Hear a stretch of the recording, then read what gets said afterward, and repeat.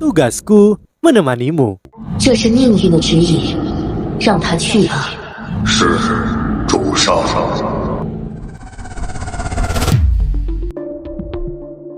Halo semua, kembali bersama Miminata di sini.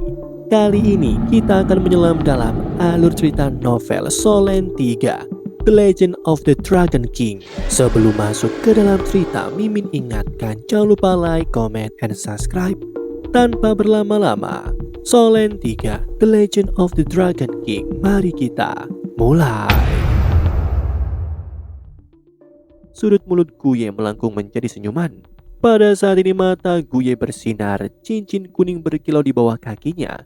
Sebuah cahaya perak samar bersinar di kedalaman matanya. Saat dia mengangkat tangan kanannya, tiba-tiba cahaya keemasan muncul di atas telapak tangannya seolah-olah dia sedang memegang miniatur matahari. Aura bercahaya yang luar biasa mengalir keluar darinya. Shei terkejut. Dalam sekejap, elemen cahaya Guye bersinar, seluruh tubuhnya merasakan perasaan nyaman yang tak lukiskan, membantunya memulihkan kekuatan jiwanya yang habis. Karena belati naga cahaya Shei memiliki atribut cahaya dan belati naga bayangannya memiliki atribut spasial. Berjemur dalam cahaya keemasan ini secara alami akan terasa sangat nyaman. Tirai kegelapan Zhang Yangzi menerima serangan cahaya segera menghilang karena ketiga sosok di dalamnya sekarang samar-samar terlihat. Cahaya merah menyala mengikuti cahaya keemasan menyatu untuk menciptakan api merah keemasan yang menyalakan lingkungan Guye. Penggabungan elemen. Ye Yingluo terengah-engah melihat gadis satu cincin di atas panggung. Jenius. Dia benar-benar jenius. Meskipun aku tidak tahu apa jiwa bela diri atau keterampilan jiwanya, karena mampu menggabungkan dua elemen cahaya dan api di usia yang begitu muda. Bahkan kata jenius tidak cukup untuk menggambarkannya. Saat tirai kegelapan mendekati api merah keemasan itu mulai mencair seperti salju. Tidak mungkin untuk mendekat. Tepat pada saat ini, cahaya naga tulang ditembakkan dari tirai hitam dengan kecepatan kilat langsung menuju ke Guye. Mengikuti cakar naga tulang adalah sosok yang dikelilingi oleh beberapa ular hijau besar.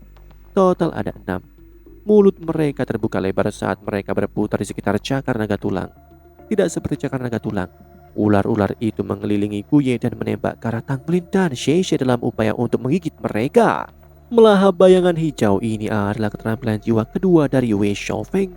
Rumput biru perang menarik Guye ke belakang sementara pancaran merah keemasan menyebar ke seluruh tubuh mereka, menutupi mereka dengan lapisan cahaya. Cahaya ini menangkal kegelapan sementara Tang Wulin mengendalikan rumput biru peraknya untuk mencoba mengikat sekali lagi. Tiba-tiba Shei meledak ke depan dengan kecepatan tinggi. Pada saat ini seluruh tubuhnya tampak ilusi saat cahaya dan bayangan berkedip di atas belati naga cahaya, menciptakan cahaya yang lebih terang yang bertemu langsung dengan bayangan hijau yang melahap. Tak satu pun dari kepala ular itu mampu melakukan serangan. Saat Tang Wulin menarik Guye kembali ke belakangnya, dia naik untuk menghadapi cakar naga tulang sekali lagi. Dia menghancurkan kepala ular dengan lengan kirinya sementara lengan kanannya berubah menjadi emas lagi saat dia melontarkan pukulan untuk menemui cakar. Cakar naga tulang mundur dan sebagai gantinya, sosok hitam tiba-tiba melesat ke arah Tang Wulin. Cahaya ular api dan cahaya yang menutupi tubuh Tang Wulin berbenturan dengan cahaya hitam sosok itu, menyebabkan ledakan-ledakan bergema. Dia dengan gesit menghindari lengan kanan Tang Wulin dan mendaratkan pukulan di perut Tang Wulin. Sosok hitam ini tiba seperti kilat. Tang Wulin sama sekali tidak bisa bereaksi. Sosok hitam itu dengan licin menghindari rumput biru perak yang menutupi tanah. Mata Tang Wulin berbinar saat palu perak beratnya sekali lagi muncul di tangan kanannya. Karena itu tidak bisa dihindari, maka aku tidak akan mencoba menghindar sama sekali. Palu menghantam bayangan hitam itu menangkis lawannya. Sebuah pukulan mendarat dengan ringan di tubuh Tang Wulin sementara palunya melintas. Yang aneh bagaimanapun adalah bahwa sosok hitam itu setelah dipukul oleh palu tiba-tiba hancur berantakan dan tersebar menjadi cahaya hitam yang tak hitung jumlahnya. Melihat ini, hawa dingin naik dari dalam tubuhnya dan banyak tulang mulai bermunculan. Tidak baik, aku jatuh ke dalam perangkapnya. Keterampilan jiwa kedua Zhang Yangzi, klon bayangan, menciptakan klon dirinya yang memiliki setengah dari kekuatan tempurnya. Apapun yang terkena klon akan terinfeksi oleh korosi kegelapan. Kekuatan jiwa mereka akan dimakan tanpa henti dan tubuh mereka akan terkorosi. Tepat pada saat ini, Rumput biru perak milik Tang Wulin akhirnya berhasil menembus kabut kegelapan. Tang Wulin mengerang saat dia menahan korosi di dalam tubuhnya dan tiba-tiba mengarahkan semua kekuatan jiwanya. Seutas rumput biru perak tiba-tiba naik ke udara, terbang menuju tirai cahaya hitam itu. Itu tidak mengikat melainkan mencambuk. Rumput biru perak membumbung menutupi seluruh kegelapan, bahkan jika itu cakar naga tulang itu masih akan disingkirkan. Untuk sesaat, Zhang Yangzi, Wang Jinxi, dan Wei Xiaofeng menderita karena situasi ini menyebabkan mereka terhuyung mundur. Siapa yang menyangka bahwa rumput biru perak yang tampak paling lemah dengan cincin roh 10 tahun dapat menggunakan kekuatan seperti itu. Zhang Yangzi sedikit santai ketika dia berhasil menyerang Tang Wulin dan akhirnya dia menjadi mangsa untayan rumput biru perak ini.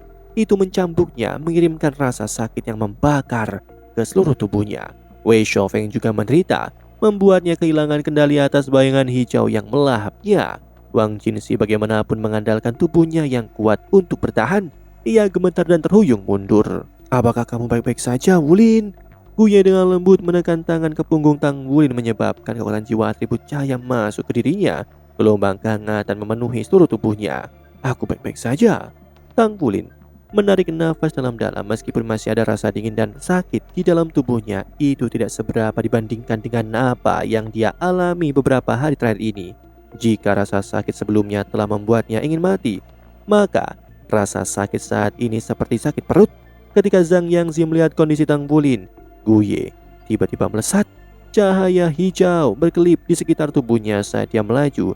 Dia memberi isyarat dengan kedua tangannya, menembakkan bola api dan es ke arah tiga lawannya. Meski serangannya meleset ke arah trio lawan, cahaya hijau yang menutupi tubuhnya bersinar lebih terang. Setelah bola api meledak, tangannya berubah menjadi warna biru dingin es. Kemudian ketika es itu pecah, cahaya biru dingin es itu mulai menyatu dengan cahaya hijau.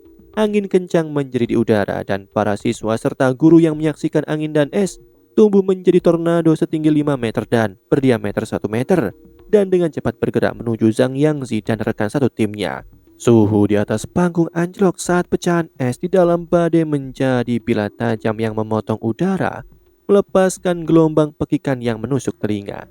Ekspresi trio lawan menjadi masam. Wang Jinxi adalah orang pertama yang mengambil inisiatif dan bertindak sebagai pelopor, sementara dua lainnya menggunakan kekuatan jiwa yang mereka miliki untuk melindungi tubuh mereka. Tidak mungkin bagi mereka untuk melarikan diri dari jangkauan badai ini. Long Hengsu melihat ke atas panggung dengan ekspresi kaget sekali lagi. Ini adalah keterampilan jiwa dari Mas Roh satu cincin. Bagaimana ini bisa terjadi? Bahkan seorang penatua jiwa dengan cincin roh 1000 tahun tidak mungkin mencapai ini. Badai salju, ini adalah kombinasi es dan angin. Di antara trio dari kelas 5 yang terkuat bukanlah Sheshe yang memiliki 2 jiwa bela diri kembar serta kekuatan jiwa terbesar di antara mereka. Namun sebaliknya itu adalah Guye. Guye tidak pernah menggunakan kekuatan aslinya sampai pertandingan ini. Hari ini bagaimanapun, Tang Wulin telah terluka oleh lawan menimbulkan kemarahannya. Dengan demikian dia akan melemparkan serangan elemen terkuatnya. Setelah menciptakan badai salju, wajahnya menjadi pucat. Tubuhnya terhuyung diambang kehancuran. Untungnya Tang Wulin dengan lembut memegang dan mendukungnya mencegahnya jatuh. Sheshe menggenggam belati naga cahaya dengan erat saat cahaya bersinar di matanya. Meskipun dia sering bertengkar dengan Guye, dia masih menghormatinya karena kekuatannya. Badai salju berlangsung selama 10 detik penuh sebelum mulai bubar. Pada akhirnya suhu panggung dan sekitar turun drastis.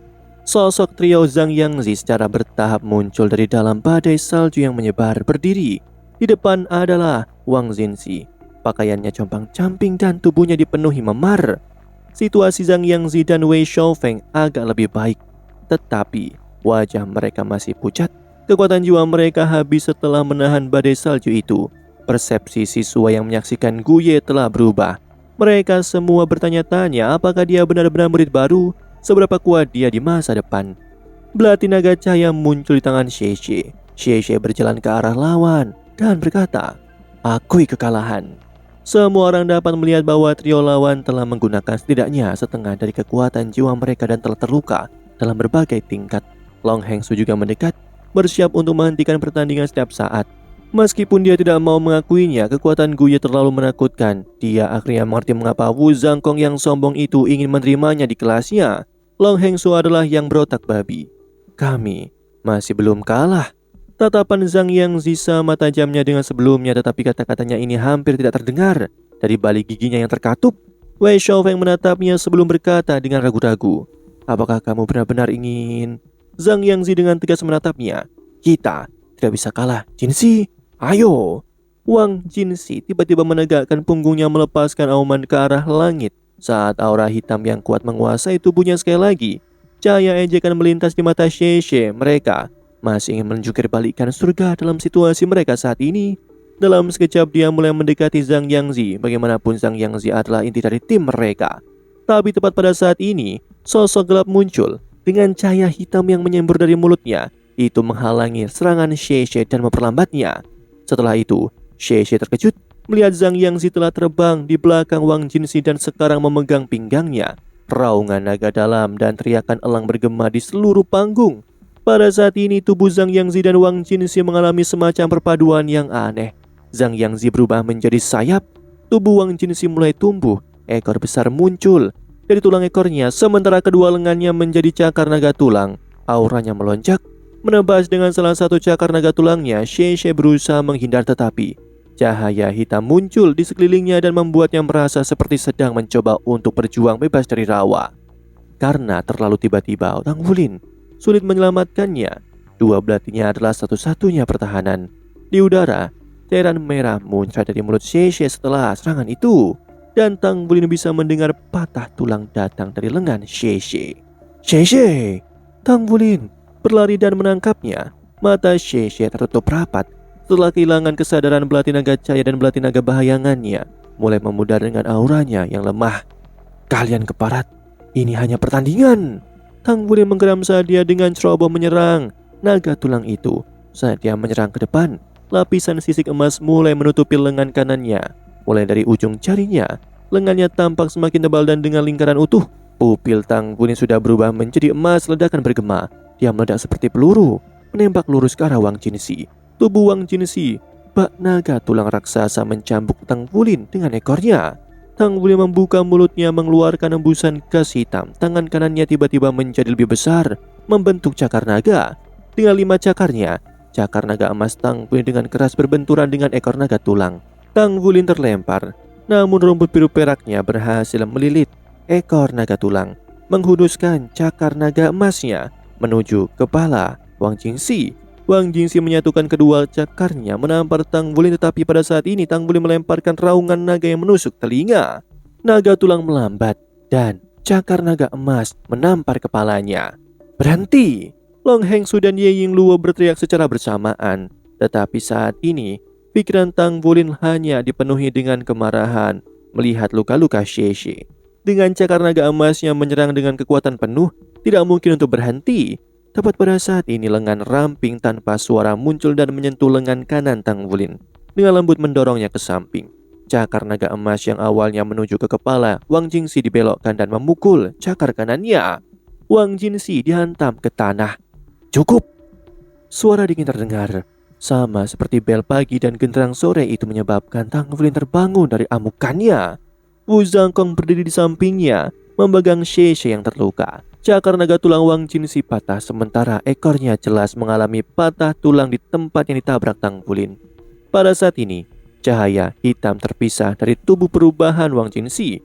Ketika kedua anak itu kembali normal, mereka mengeluarkan jeritan kesakitan yang menyedihkan. Zhang Yangzi terbaring di tanah, kedua kakinya patah, sementara lengan kanan Wang Jinxi patah. Mereka berdua mengucapkan teriakan kesakitan yang tak tertahankan. Pertandingan ini telah berkembang menjadi sesuatu yang sangat tragis sehingga tidak ada yang mengharapkannya. "Guru Wu, bagaimana Anda bisa membiarkan siswamu begitu kejam?" Demikianlah alur cerita novel Solen 3 The Legend of the Dragon King. Sebelum Mimin akhiri, Mimin ingatkan jangan lupa like, comment, and subscribe, karena tugasku kan selalu menemanimu.